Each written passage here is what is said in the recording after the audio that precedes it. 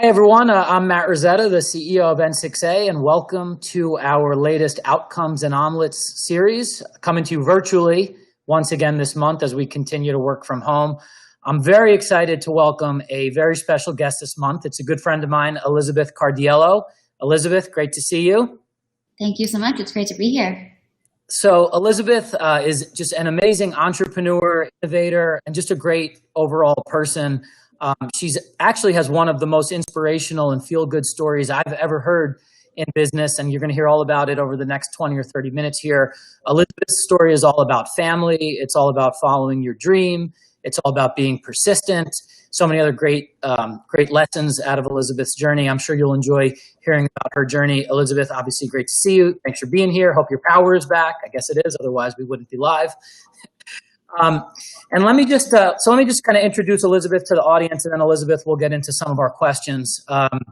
So Elisabeth is the CEO of Caffe Unimatic, which sells the last original Unimatic coffee pots in the world. Their coffee pots are limited edition antiques that were made in Italy in the 1960s. Caffe Unimatic has also developed a line of sustainable, premium quality coffee blends and a distinct method of brewing to make a perfectly smooth cup of coffee. Caffe Unimatic and Elisabeth and her team have also created the Brave Conversations Over Coffee initiative. It's just an incredible initiative that helps people improve their communication and, most importantly, their listening skills through conversations over what else? Coffee. And Elisabeth has had entrepreneurship in her DNA for her whole life, basically, through her father. We'll get into that whole story throughout our conversation. Elisabeth actually had her first business cards at the age of 6, which is about 21 years sooner than I had mine. That's incredible. And Elisabeth's first product was on the shelves of stores at age 13, I think, if I have that right, Elisabeth.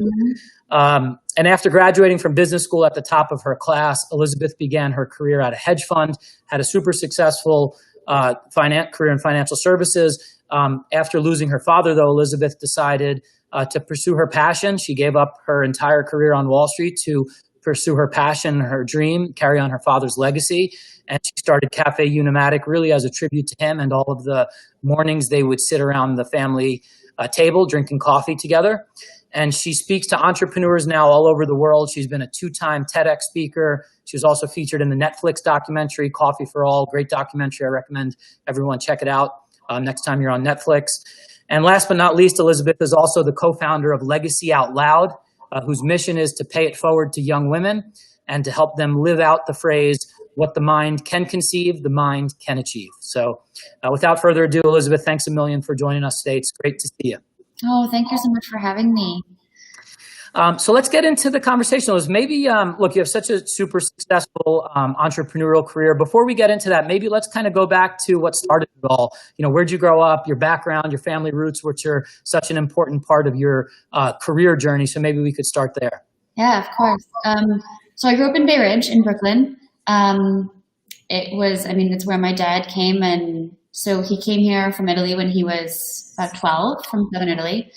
And he started doing all kinds of things, and he met my mom, who's originally from Ohio, in New York City, and she was a flight attendant and worked for the airlines and was then in management, and she lived in the city and he lived in the city, and they met at a bar, and the rest is history.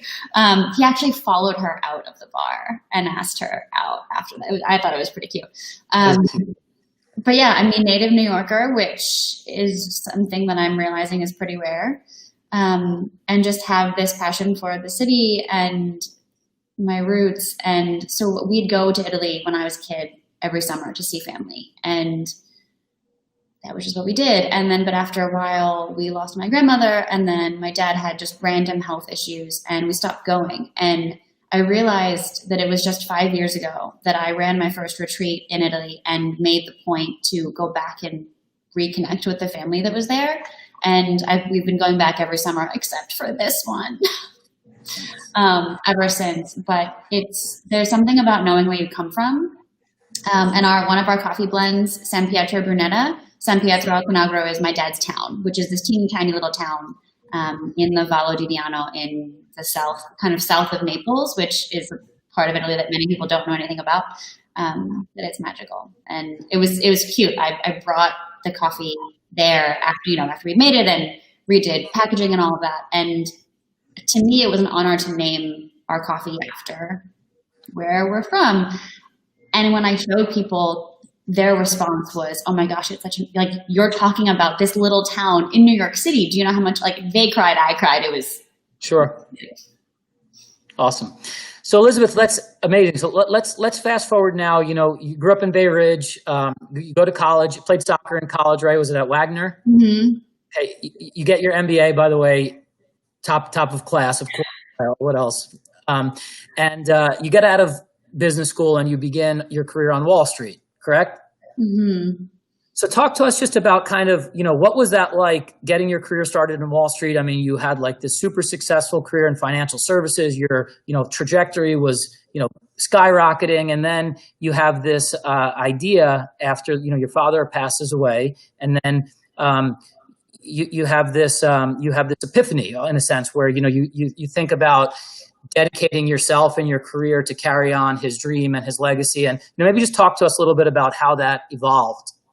Sure. I mean, if I'm being completely honest, I grew up sitting around the table like all Italians do, eating, drinking coffee, and my dad and I would talk about everything. And it was because of the specific coffee pot that we had that, you know, the Unimatic that is now my life. It was because of the way that it brews and the way that it keeps the coffee hot that he would always say, oh, it's still hot, just finish the pot, just stay here. And so we would. And those conversations really made me who I am. But if I'm being totally honest, I mean, I went into finance not because I had a passion for it, because I was type A and I was the overachiever, and it was the hardest job to get at the time. Finance was the hardest industry to get into. So that's just what a type A person does when you live in New York. You just go for the hardest thing you possibly can. And it wasn't because I ever saw like, that's going to be my life. No, it was fascinating and I learned a ton. And I'm really grateful that I did it.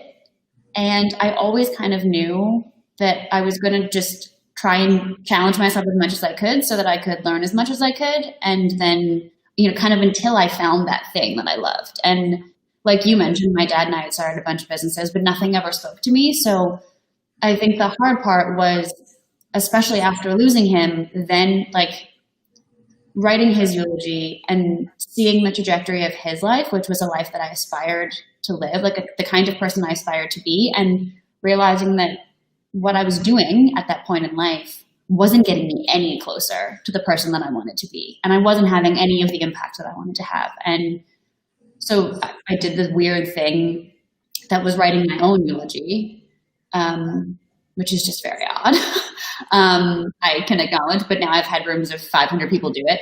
And it's something that really, really changed the course of how I thought about what was possible, because I could have stayed on a certain path, and whether that would have been successful or not, I don't know, but it would have been one of those things where I woke up at 40 and been like, oh, what am I doing? Right. And luckily I had that realization early, and because of losing him and realizing time is finite and there's so much that feels like I need to step into right now. It just, I mean, I also, if I'm being honest, couldn't have continued working at a hedge fund with all of the hours when I needed to figure out life for my mom and my family and unwind his businesses. And like, there was just stuff I had to do, and I couldn't have continued, you know, for so many reasons. So when I was cleaning out his old office in Brooklyn, I mean, this place took 6 months to clean out.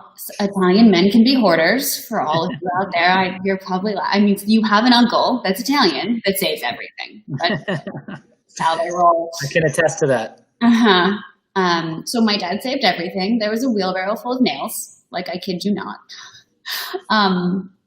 And we opened a door that he always called the inventory closet. And we figured, like, cool. I mean, he had a cookware company. He had a cosmetic company for a while. Like, he dabbled in everything, right? And we thought we'd find random cool stuff. And I opened the door, and it was a wall of boxes of this coffee pot that we used. I knew, you know, and to him, because his biggest business was a cookware company, he kind of amassed everything for the kitchen. So, you know, helped create a coffee maker that was the answer to the percolator, made really smooth coffee.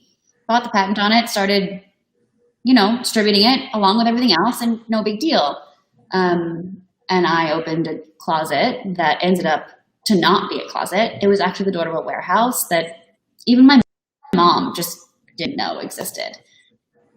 And that kind of got the pictures of, oh, wait a minute, us sitting at the table over that coffee pot. Those conversations were what made me me, and what got me through, what gave me my resilience, really, and my confidence and my curiosity. And it was just like, if you have the opportunity to give, I mean, there were 5,000 coffee pots in that warehouse. If you have the opportunity to give even just 5,000 families that same opportunity, that's what you're going to do.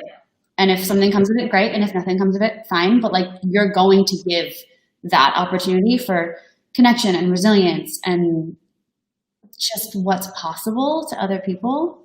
That's kind of how it started. Amazing. And look at where you are today. Amazing. Elisabeth, that's actually a really interesting topic I wanted to talk about. So one thing I've been fascinated about when I've been, obviously in our conversations and reading about your story and TED Talks and all that, obviously you conceived the idea for this business because of your father, and really are carrying forward the vision of your father.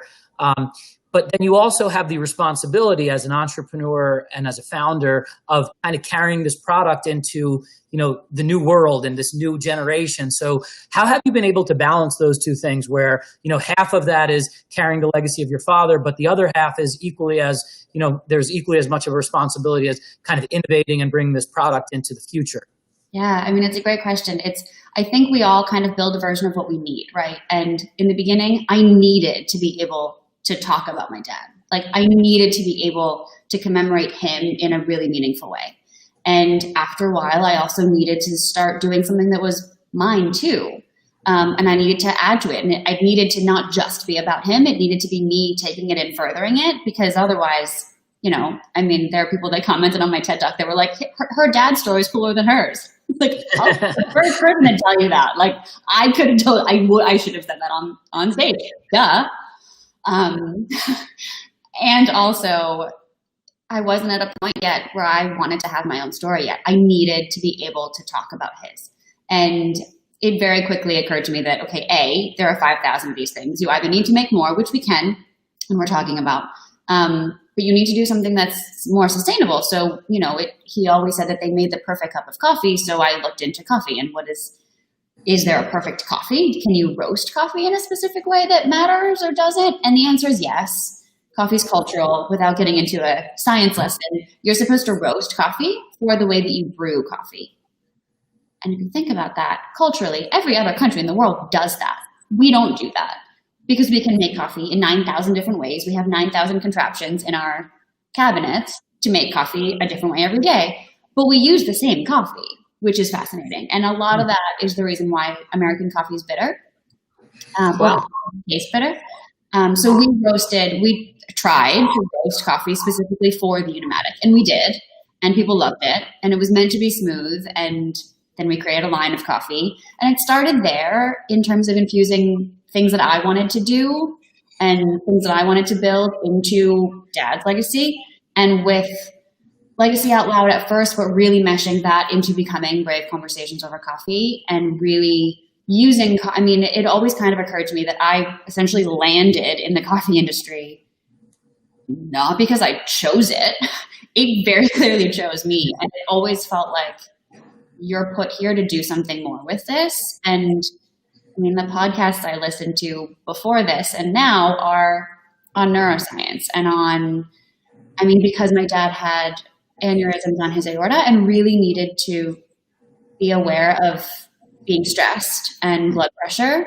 I was always fascinated by, I didn't know there was a name for it, but there is actually research around the fact that the way that you listen and the kinds of conversations that you have can actually get someone else out of the stress response. And so I was always fascinated by when he would talk about one of his mentors, who was a guy named Norman Vincent Peale, who literally wrote the book on the power of positive thought, and which kind of turned into positive psychology when we could measure things. And really just leaning into, okay, there's something in me that he instilled from a young age about knowing all of, the things that his mentor taught him. And then he was in intelligence and he learned the ways to communicate and sort of hostage negotiation type stuff. And leaning into the fact that I loved communication and people. And so bringing the two together and using coffee to help people listen in a way that can really empower others and help others feel seen and heard and valued. And whether, because you're quarantined at home with the people you love most, but probably the people that trigger you most, or, yes. We're doing it in the workplace. I was online, I think it's 3 days ago at like 6:30 in the morning with a team from a consulting company in Mumbai. Wow. Like, we need to learn to listen, and we were never taught. So why not gather over coffee, because that's the global symbol of connection anyway, and let's use it to do something good. So that was, I guess, a long way of saying I needed to find something that anchored me in my own values, which interestingly, coffee fits them perfectly, and then take it on the journey of what do you want to build in the world? Yeah. That's beautiful, Elisabeth. I actually, a great segue into my next question. I was just going to ask you, maybe you could just, we kind of hit on what Brave is all about earlier, but, maybe we could just talk a little bit more about the mission behind Brave Conversations Over Coffee, how it came about, and, and what you're trying to accomplish through the initiative. Totally. It's my favorite thing to talk about ever. Being in the coffee industry, you have a lot of conversations, right? And you mentioned legacy out loud.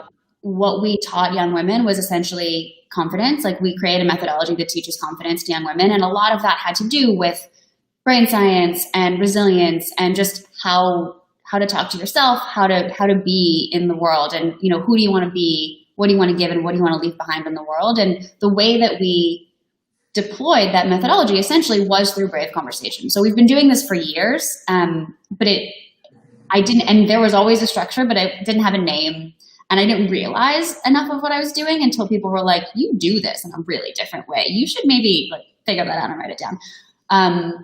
And so created, kind of deconstructed conversation, deconstructed listening, and created a framework that really helps people listen in a different way. And also it helps people have difficult conversations because there's a framework, and it makes it safer. It's rooted in the science of neurological safety. So kind of like what creates safety in our brains, and how can you communicate in a different way and create different outcomes from your conversations. And it's crazy how, it's simple to say, but there's so much of our ego in everything that we do, and we don't mean it, right? Like, we have really good intentions, but we tie up so much. The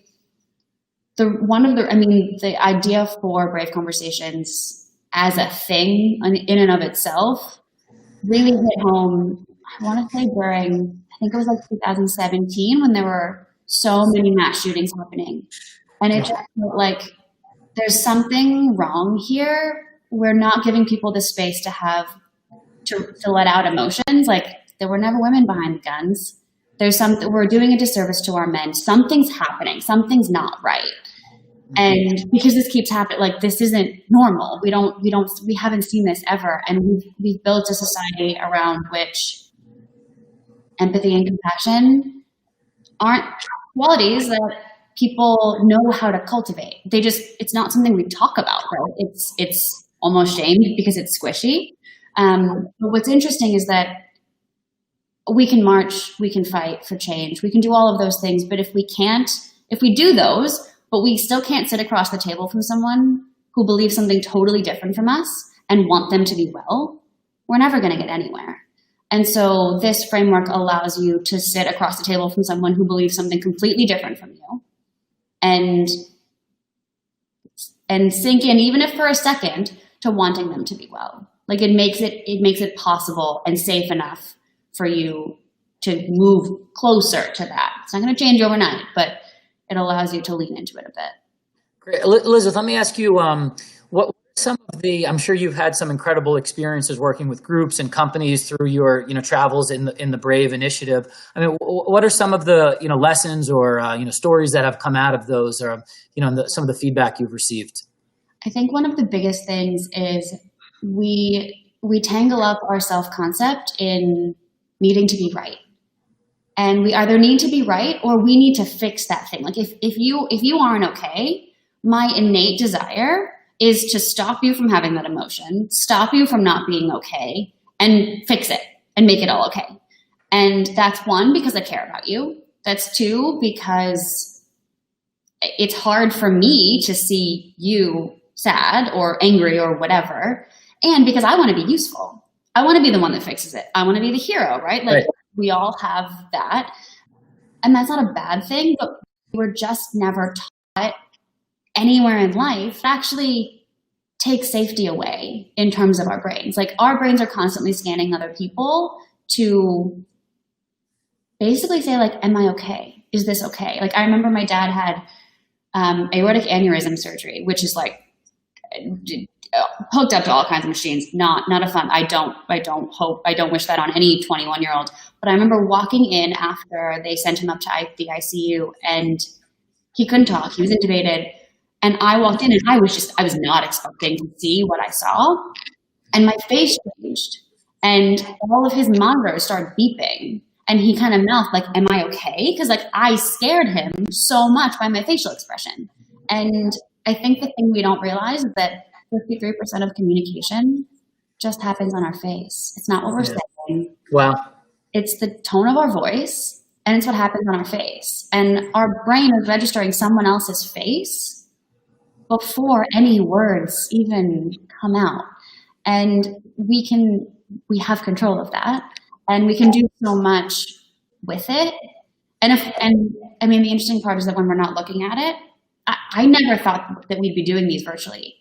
I always wanted to do them in person. Right. But COVID.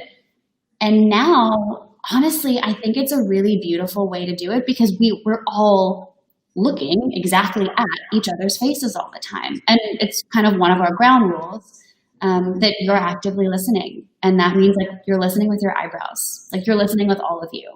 And it changes. I mean, I've had partners at firms be like, no, we need to change the proposal because we need you to, like, come up with ideas and help us going, like, kind of be an HR consultant going forward, because you got more out of our people in an hour and a half than we've gotten out of them in, like, 4 years. I don't understand.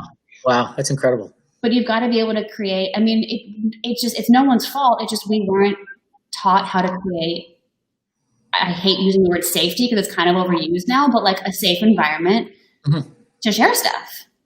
And we don't know how to do that. So trying to help and using coffee to do it. Awesome. And through Brave, Elisabeth, and we're going to get into our 6 and 60, kind of our signature speed round in a minute. But before we do, just you've spoken with all sorts of companies, all sorts of, across all industries, all sizes through Brave. I mean, maybe just talk to the audience a little bit about some of the companies and the groups you've helped through the Brave initiative.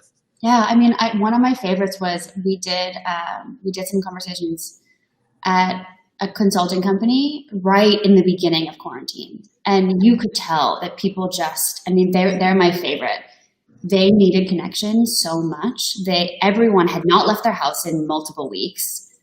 They were, I mean, what was happening was that everyone was luckily liked their job enough, so much actually, that they were using work as self-care. And I think that's something that I'm seeing a ton now. When you like what you do, or when you don't want to deal with the world, you just keep working, because home and work are now the same. And so there's a chance to go into that kind of compulsive overworking. Everybody was headed toward burnout, and because they didn't have a reason to say, like, oh, well, let me just take a day, because, well, what are you going to do? And they didn't realize that they needed it.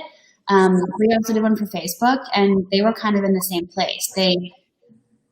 We did a ton around racism as well, and clearly, white kid, like, obvious.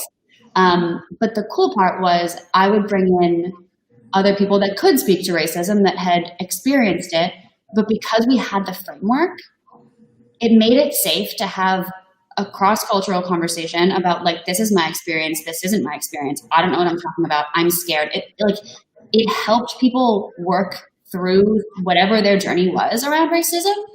And it just gave people a space to say, like, wow, I'm really new at this. Or, like, wow, I used to think this. Or, like, I have a racist uncle. Or like, wow, reality is we're all racist.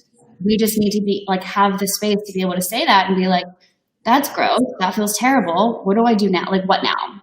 and to really just, I mean, sometimes just word vomit and say like, that felt icky. I just need to get it out. And now I want to hear other people's perspectives, and just hearing perspectives in a very controlled space opened up so much for people. I mean, there was a woman that said she was actually able to take a leadership role because she had been able to listen in that container for a few weeks, beforehand. And she finally felt like, okay, because I've been here, I feel like I now know what my voice is. I've kind of worked it out, and now I can take action and do something, which is so cool.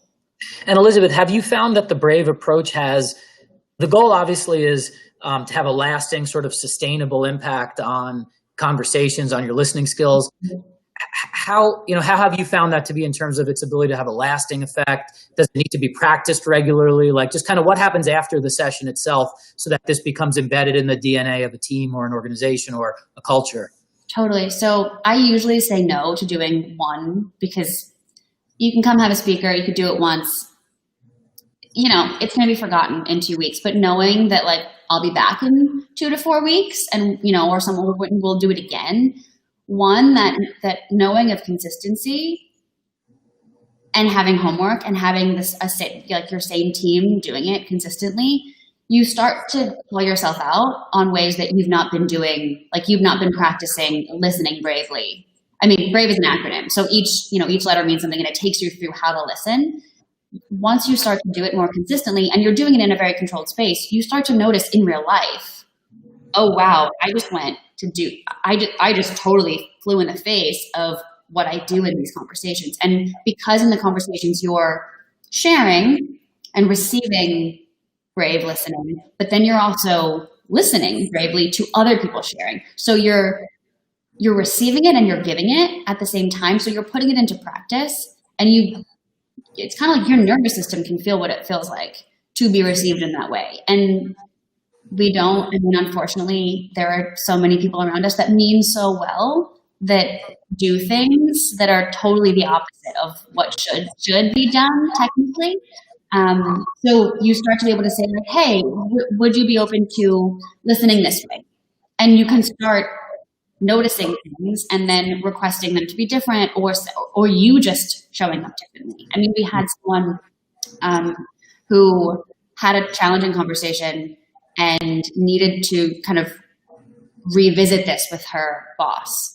And we walked her through what Brave was and how she could show up differently, because you can't change anybody else, right? We walked her through how she could show up differently, and she did, and the entire situation changed, which is great. Wow. So yeah, what does BRAVE stand for, just for our audience who might be unfamiliar with?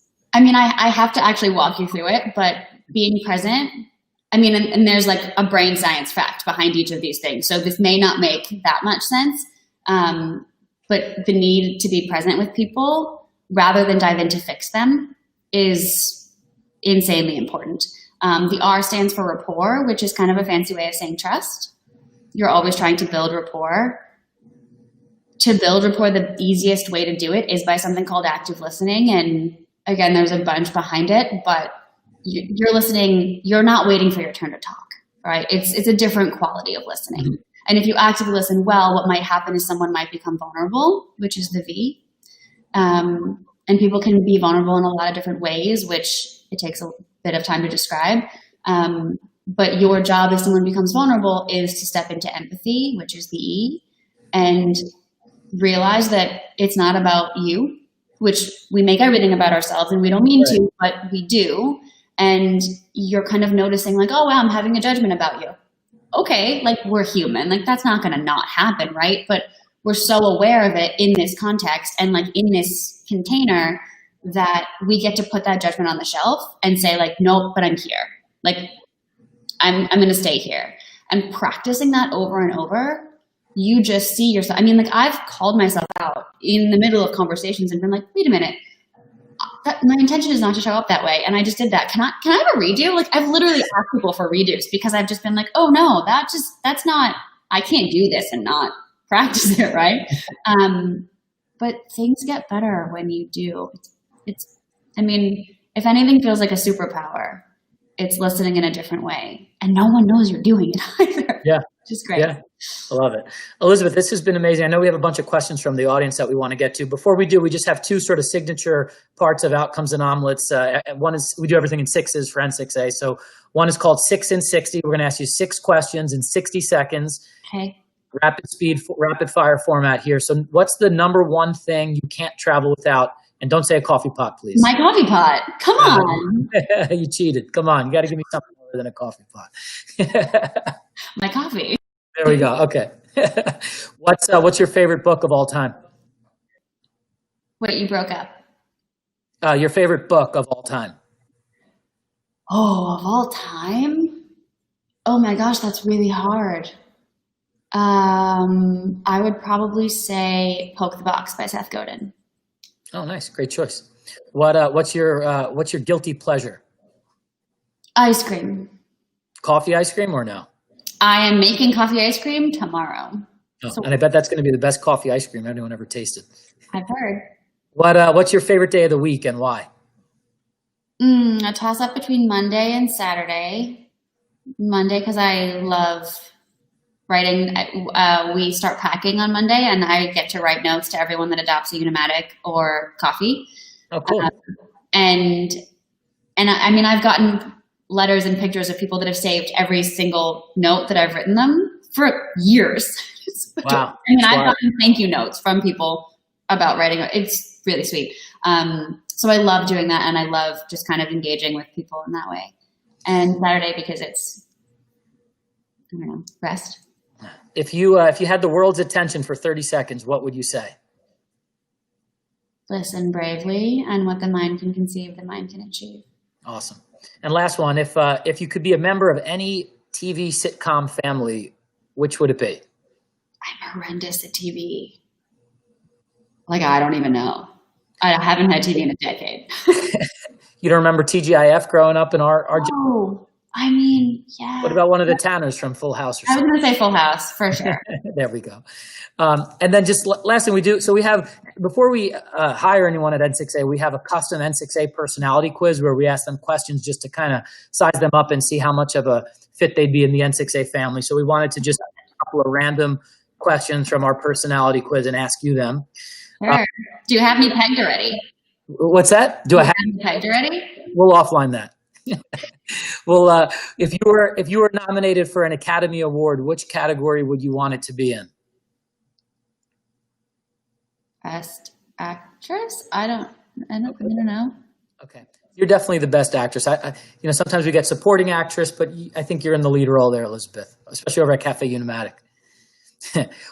If your friends had to assign one Twitter hashtag to describe you, what would it be? Coffee for all, probably. And last question. So this is cool. Each of the following destinations has been an option for the N6 Getaway competition winner. This is our highest performer each year. So which of the following options, if you were N6A's top performer, would you choose to visit and why? Aruba, Barcelona. You've probably been to a bunch of these places. Aruba, Barcelona, Caribbean cruise, Casablanca, Greece, Paris, Rio, or Rome? Oh man, I've never been to Greece.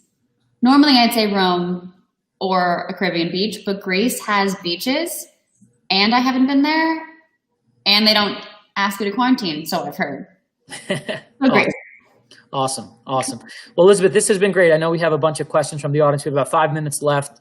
Thanks again for doing this. I've appreciated our discussions and our relationship, and you've had a big impact just kind of on my entrepreneurial journey and our vision for the next chapter. So I'm sure the audience has also taken a lot of valuable lessons from this conversation as well.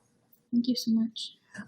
First question from the audience. Do you have any advice? This did not come from me, by the way. Did you have any advice for any type A individuals who might be dealing with stress and or loss in their lives? Oh God. How long do I have? I'll send you an article. Can I send you an article that you can? Sure, please. I'll distribute it for sure. Yeah, for sure. That's the easiest way. Awesome. Next question. I'd like to know what Italian roasting means and how that is different from other roasting techniques. So all of our roaster blends, which is important for consistent taste profile, our method is kind of this old world Neapolitan style. So a lot of people, when they blend coffee or when they roast coffee, they roast it for a certain amount of time at a certain temperature. And, they put all the beans in, they roast it for a certain amount of time at a certain temperature all together.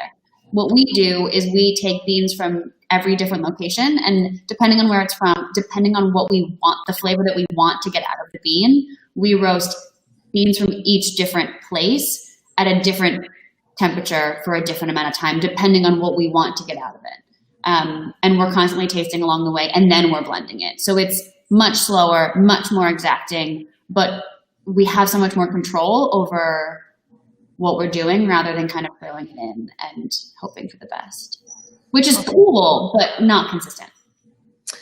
Next question, Elisabeth. How do you tend to push people to truly participate and create that safe space to begin having difficult conversations? Really good question. Honestly, one of the things that we say is that you don't have to share if you don't want to. I mean, a lot of people say, you're the Brene Brown of coffee, which, if you know Brene Brown, I love her. I mean, who else talks about vulnerability the same way?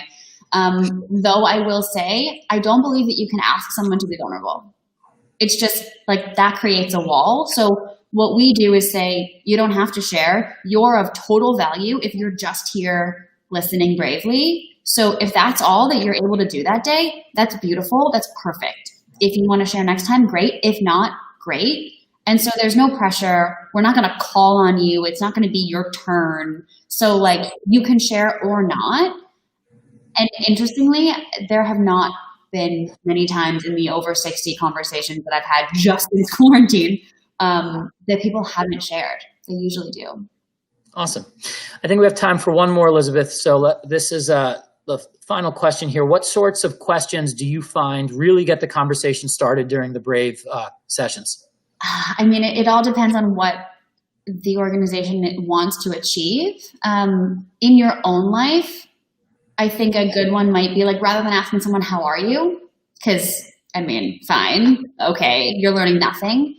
Asking people things like, name something that you're proud of, something you're grateful for, and something you're excited about right now really gives you a beautiful snapshot about where they're at. It's also kind of leading them toward the positive. And then after you've kind of leaned into that a bit, you can go a little deeper into something about like, is there something that's really challenging right now?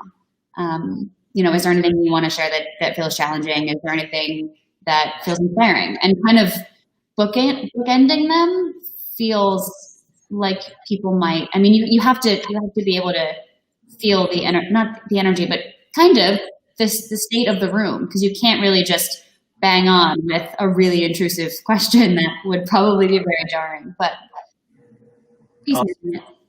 Awesome. Elisabeth, we got to get you into the N6A office when the world comes back to normal for a brave conversation at N6A headquarters. Yes, please.